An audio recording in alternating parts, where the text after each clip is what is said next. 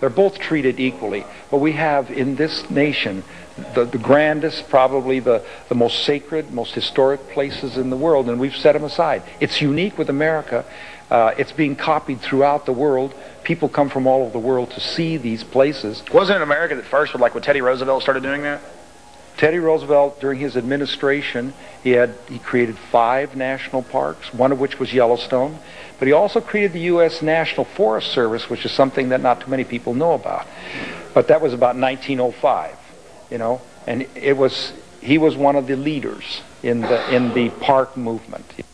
If President Teddy Roosevelt was the father of our national park system, then President Bill Clinton is the father of treasonous behavior, handing them over to the United Nations. You've seen here today that most of the rangers are totally unaware of the real scope and nature, but they all are aware of the UN engaged in helping keep the prime real estate safe. I'm standing at the base of a 304-foot tree. We're told that some of these trees get over 367 feet tall and live to over 2,000 years. This is a prehistoric forest, a remnant of a forest that stretched over half the United States. It's very important to keep this pristine and under United States control, not under United Nations control, as the precedent is starting to be set. We're now leaving Northern California and entering into the Pacific Northwest. We'll then travel through the mountain states, all the way through to Oklahoma City and revisit that tragedy. Then we'll wind up in the University of Texas in Austin, Texas, to show you our youth being indoctrinated.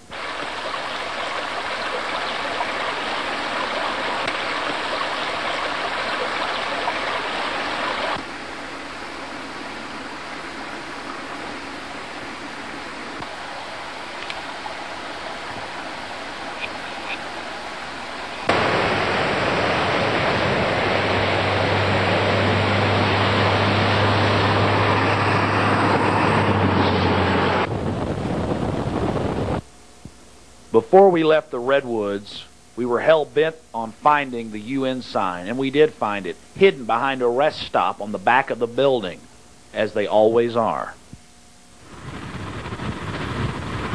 Hold on.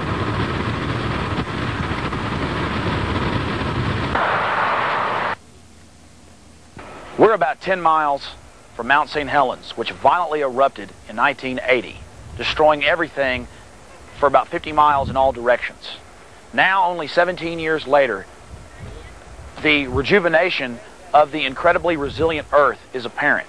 Contrary to what the radical environmentalists would have you believe, the Earth is very, very resilient and able to take incredible shocks because the world was formed in fire and destruction. Now, that's not saying that we like what happened here, but certainly we shouldn't let them panic us into giving up our property rights in the name that secretly that will make the world be a safe place. We're going to show you some shots all around this area of beautiful trees that have already grown up to 20, 30 feet tall since the violent eruption in 1980. Look at this. We're only like 11 miles now from the crater itself. One of the biggest volcanic explosions in U.S. history, or the biggest. And, I mean, it's ridiculous. The trees are growing. These are little short trees. There's like some 50-foot trees and 30-foot trees down here that have grown. Absolutely hypocritical. Real environmentalism is caring about pesticides being used on your food and things. Not, oh yes, let Carol Browner tax you to drive your car. That's just so bureaucrats can have more jobs. Look at this. We're only like 11 miles outside the actual blast point of the crater. All this was leveled when it went off in 1980. And look at it now. The resilient Earth. When are we going to start letting them not panic us and get us into a mode of fear, giving up all our rights so the grass will grow? It's the most primitive witch doctor behavior I've ever seen in my life. I just hope the camera can catch this, how the park has come back. You know, it's really, really good to see all the industry and the nice little schools and the happy people living around Mount St. Helens. It's good to see people that have the right outlook on life, in my opinion, that aren't afraid, that are willing to take risks, that have that pioneer wildcat spirit, that don't let the government turn them into little shaking in their boots city people. And by that, I'm not talking people that live in cities. I live in cities, but they want us all to be these cookie-cutter people that are afraid and listen to what they say and think the earth's fixing to die and all the rest of these lies. I mean, this is just a beautiful area around here. It's come back so fast, and it just totally debunks the lies that the establishment tries to push on us. Humans need challenges. Humans need hardship. And I'm not calling for hardship, but I'm saying that a metastasized, weak manila envelope life with $300 in welfare a month and crime in the streets and a big police state with a bunch of know-it-all professors organizing and running the whole thing is a nightmare to me. And I think if they really look out in the world and get out of their little shells and look to middle America and people that really work for a living, there is the wisdom. There is the wisdom. And I'm just tired of their fear-mongering. I want it to stop. I want a new attitude in America. I want people to start fighting back against the corruption. Look at this. We're like 15, 20 miles away from the central eruption point of Mount St. Helens, and people are not running from this. They're living here. They're making livings, and it's just, I'm glad they're doing it. I'm glad they're not letting themselves be cowed into fear by the government and its cronies in the media.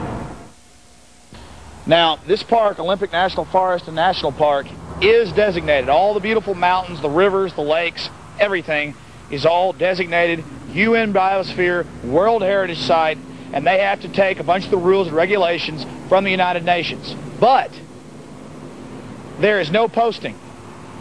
And as you saw earlier at the Grand Canyon, they attempted to run us off. So what I had heard before we went on this trip is obviously true. They are trying to cover up what's going on. And I don't mean the people down at the lower level. They're just ignorant. A lot of things are being signed over, a lot of executive orders that I've already told you about. This is real. And we need to have Senate hearings or something about it. This is a beautiful park. We'll show you some beautiful scenes of the treasures that are falling under UN control more and more.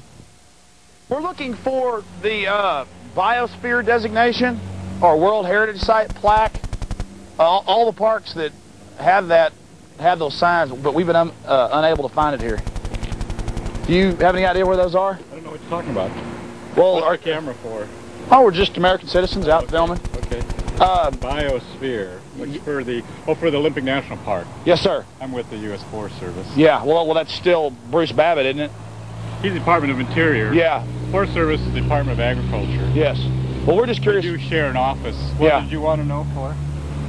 Is it okay to know? Is it on our information? Got any information on it? On the information? No, but they have them everywhere. They took down the UN signs at a couple parks. Yeah. Mammoth Cave, they took them down. People didn't like the baby blue UN signs too much. Mm-hmm. We're just trying to find just the plaques. We're going all over the country categorizing the plaques and actually proving to people. I'm sorry, I can't help you. Listen, I really appreciate your help. Okay. It's no surprise to me that the people at the parks acted like we were two-headed demons. I talked to Bruce Babbitt's office, and they have been under a lot of heat, and so I'm sure they've told all their people to watch out for people like us.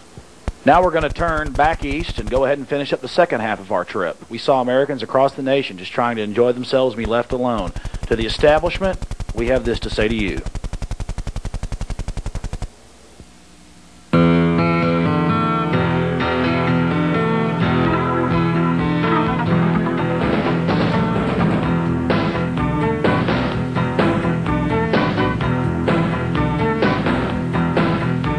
There are problems in our country, yes, we live in troubled times. There are far too many criminals and far too many crimes. I'm locking every window and I'm bolting every door. The tool I use in self-defense will even up the score. You can rant, you can rave, you can make your demands, and you can take my gun from my cold dead hands.